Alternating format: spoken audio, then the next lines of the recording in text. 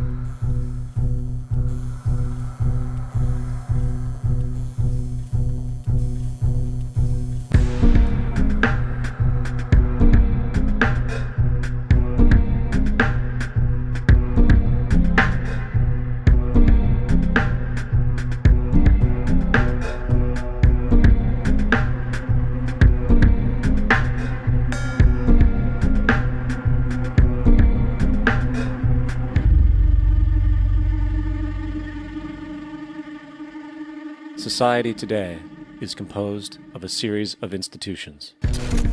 From political institutions, legal institutions, religious institutions, to institutions of social class, familial values, and occupational specialization, it is obvious the profound influence these traditionalized structures have in shaping our understandings and perspectives. Yet, of all the social institutions we are born into, directed by, and conditioned upon, there seems to be no system as taken for granted and misunderstood as the monetary system. Taking on nearly religious proportions, the established monetary institution exists as one of the most unquestioned forms of faith there is.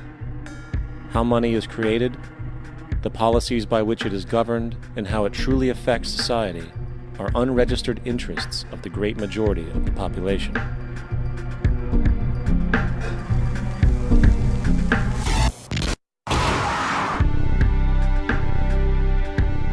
In a world where 1% of the population owns 40% of the planet's wealth, in a world where 34,000 children die every single day from poverty and preventable diseases, and where 50% of the world's population lives on less than $2 a day, one thing is clear: something is very wrong. And whether we are aware of it or not, the lifeblood of all of our established institutions, and thus society itself, is money. Therefore, understanding this institution of monetary policy is critical to understanding why our lives are the way they are. Unfortunately, economics is often viewed with confusion and boredom. Endless streams of financial jargon coupled with intimidating mathematics quickly deters people from attempts at understanding it. However, the fact is, the complexity associated with the financial system is a mere mask, designed to conceal one of the most socially paralyzing structures humanity has ever endured.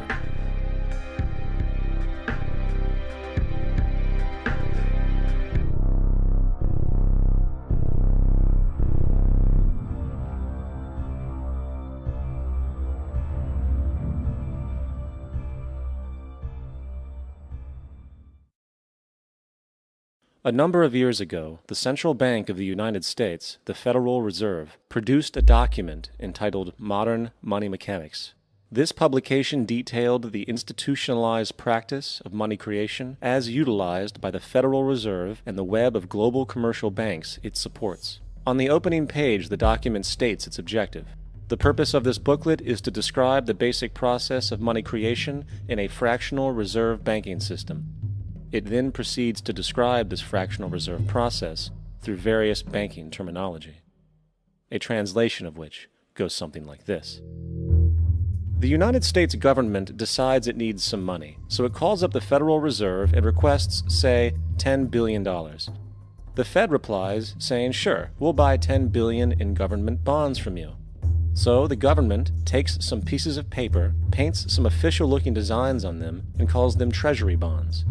Then it puts a value on these bonds to the sum of $10 billion and sends them over to the Fed. In turn, the people at the Fed draw up a bunch of impressive pieces of paper themselves, only this time calling them Federal Reserve notes, also designating a value of $10 billion to the set. The Fed then takes these notes and trades them for the bonds. Once this exchange is complete, the government then takes the $10 billion in Federal Reserve notes and deposits it into a bank account. And upon this deposit, the paper notes officially become legal tender money, adding $10 billion to the U.S. money supply. And there it is. $10 billion in new money has been created. Of course, this example is a generalization, for, in reality, this transaction would occur electronically, with no paper used at all. In fact, only 3% of the U.S. money supply exists in physical currency. The other 97% essentially exists in computers alone. Now, government bonds are, by design, instruments of debt, and when the Fed purchases these bonds, with money it essentially created out of thin air, the government is actually promising to pay back that money to the Fed. In other words, the money was created out of debt. This mind-numbing paradox of how money or value can be created out of debt or a liability will become more clear as we further this exercise. So, the exchange has been made and now $10 billion sits in a commercial bank account. Here's where it gets really interesting. For as based on the fractional reserve practice, that $10 billion deposit instantly becomes part of the bank's reserves, just as all deposits do. And regarding reserve requirements, as stated in modern money mechanics, a bank must maintain legally required reserves equal to a prescribed percentage of its deposits. It then quantifies this by stating, under current regulations, the reserve requirement against most transaction accounts is 10%. This means that with a $10 billion deposit, 10% or $1 billion is held as the required reserve, while the other $9 billion is considered an excessive reserve and can be used as the basis for new loans. Now, it is logical to assume that this $9 billion is literally coming out of the existing $10 billion deposit.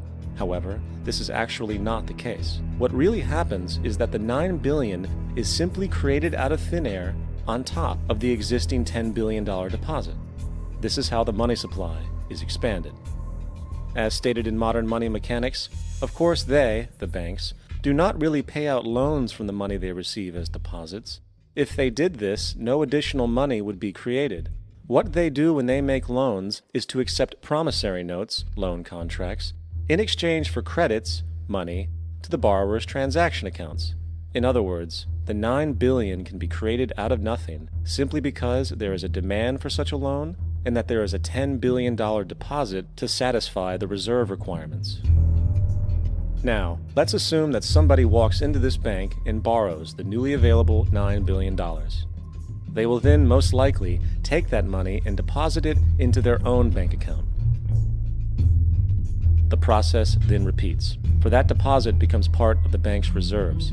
10% is isolated, and in turn 90% of the $9 billion, or $8.1 billion, is now available as newly created money for more loans. And of course, that 8.1 can be loaned out and redeposited, creating an additional 7.2 billion, to 6.5 billion, to 5.9 billion, etc. This deposit money creation loan cycle can technically go on to infinity.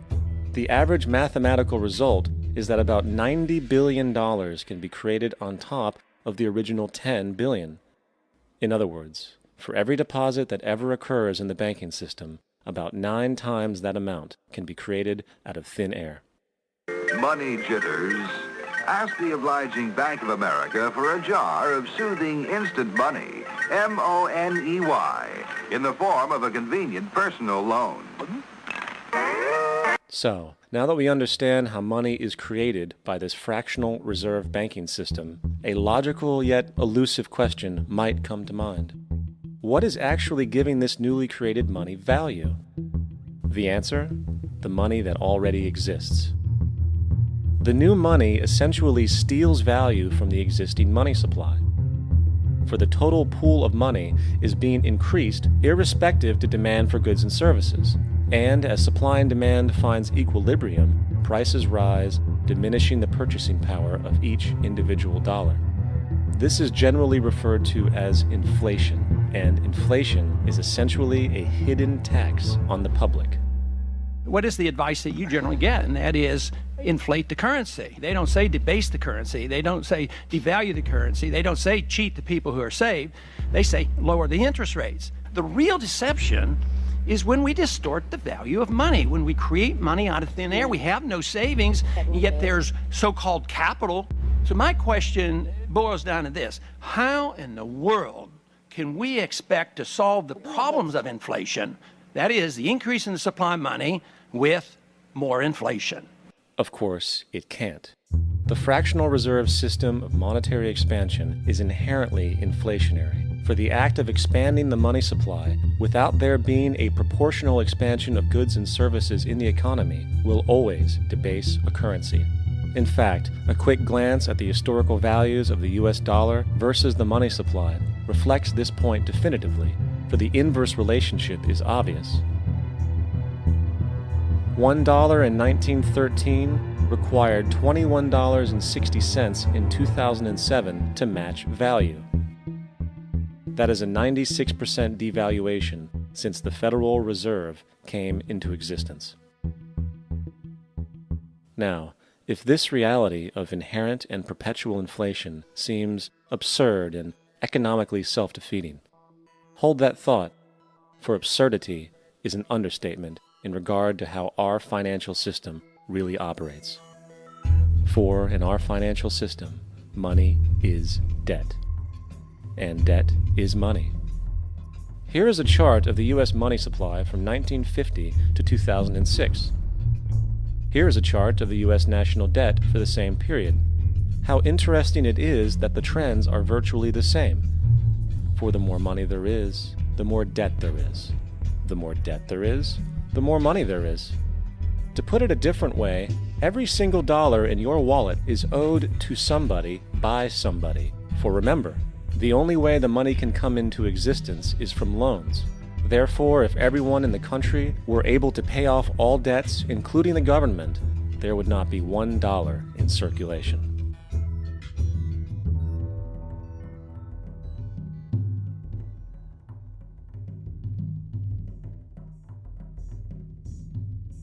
In fact, the last time in American history the national debt was completely paid off was in 1835 after President Andrew Jackson shut down the central bank that preceded the Federal Reserve. In fact, Jackson's entire political platform essentially revolved around his commitment to shut down the central bank, stating at one point, "The bold efforts the present bank has made to control the government are but premonitions of the fate that awaits the American people, should they be deluded into a perpetuation of this institution or the establishment of another like it."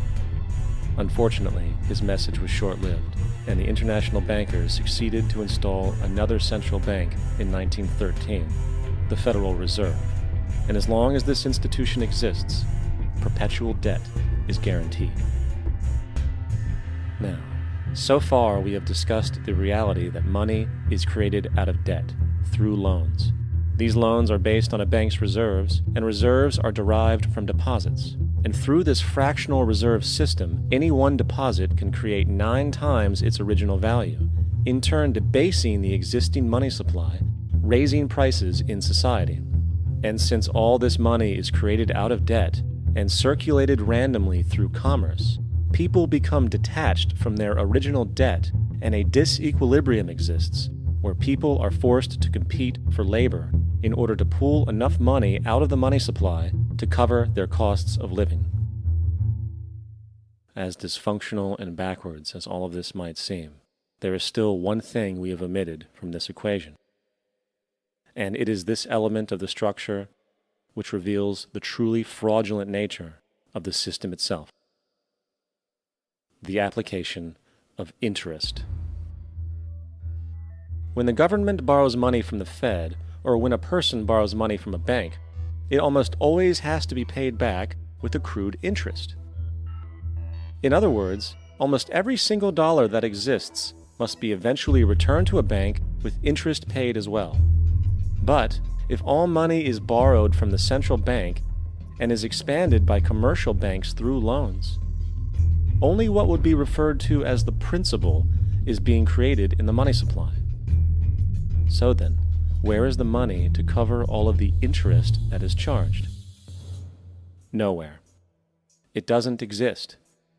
The ramifications of this are staggering, for the amount of money owed back to the banks will always exceed the amount of money that is available in circulation.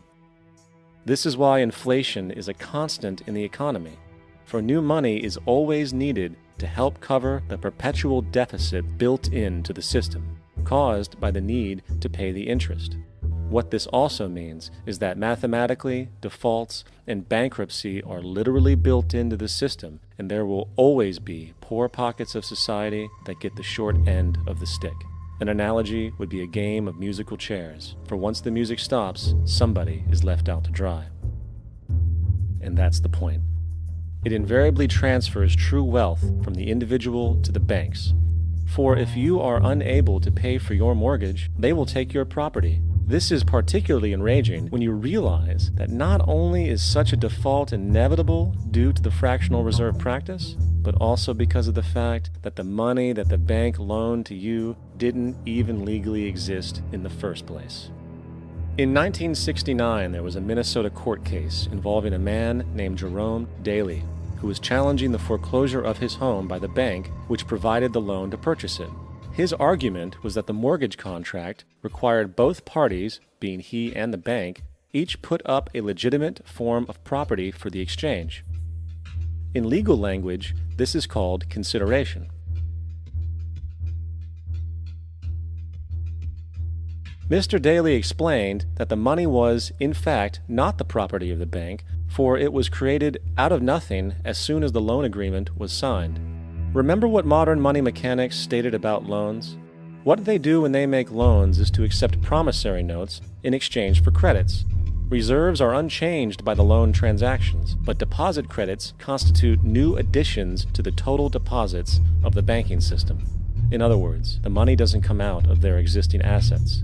The bank is simply inventing it, putting up nothing of its own except for a theoretical liability on paper.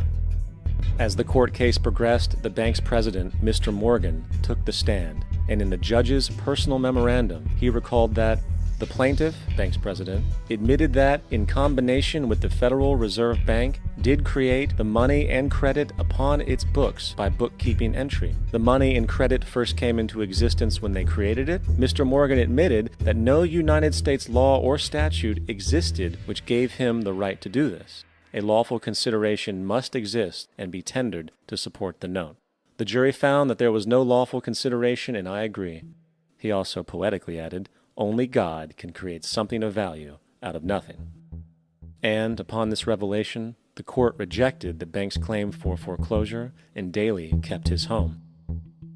The implications of this court decision are immense. For every time you borrow money from a bank, whether it is a mortgage loan or a credit card charge, the money given to you is not only counterfeit, it is an illegitimate form of consideration, and hence voids the contract to repay, for the bank never had the money as property to begin with. Unfortunately, such legal realizations are suppressed and ignored, and the game of perpetual wealth transfer and perpetual debt continues. And this brings us to the ultimate question: why? During the American Civil War, President Lincoln bypassed the high-interest loans offered by the European banks and decided to do what the Founding Fathers advocated, which was to create an independent and inherently debt-free currency. It was called the greenback. Shortly after this measure was taken, an internal document circulated between private British and American banking interests stated, "Slavery is but the owning of labor, and carries with it the care of laborers, while the European plan is that capital shall control labor by controlling wages. This can be done by controlling the money. It will not do to allow the greenback, as we cannot control that." The fractional reserve policy perpetrated by the Federal Reserve, which has spread in practice to the great majority of banks in the world, is, in fact, a system of modern slavery. Think about it. Money is created out of debt. And what do people do when they are in debt? They submit to employment to pay it off. But if money can only be created out of loans, how can society ever be debt-free? It can't. And that's the point. And it is the fear of losing assets coupled with the struggle to keep up with the perpetual debt and inflation inherent in the system, compounded by the inescapable scarcity within the money supply itself, created by the interest that can never be repaid, that keeps the wage slave in line, running on the hamster wheel with millions of others, in effect powering an empire that truly benefits only the elite at the top of the pyramid. For, at the end of the day, who are you really working for? The banks. Money is created in a bank and invariably ends up in a bank. They are the true masters, along with the corporations and governments they support. Physical slavery requires people to be housed and fed. Economic slavery requires people to feed and house themselves. It is one of the most ingenious scams for social manipulation ever created, and at its core, it is an invisible war against the population. Debt is the weapon used to conquer and enslave societies, and interest is its prime ammunition. And as the majority walks around oblivious to this reality, the banks, in collusion with governments and corporations, continue to perfect and expand their tactics of economic warfare, spawning new bases, such as the World Bank and International Monetary Fund, while also inventing a new type of soldier, the birth of the economic hitman.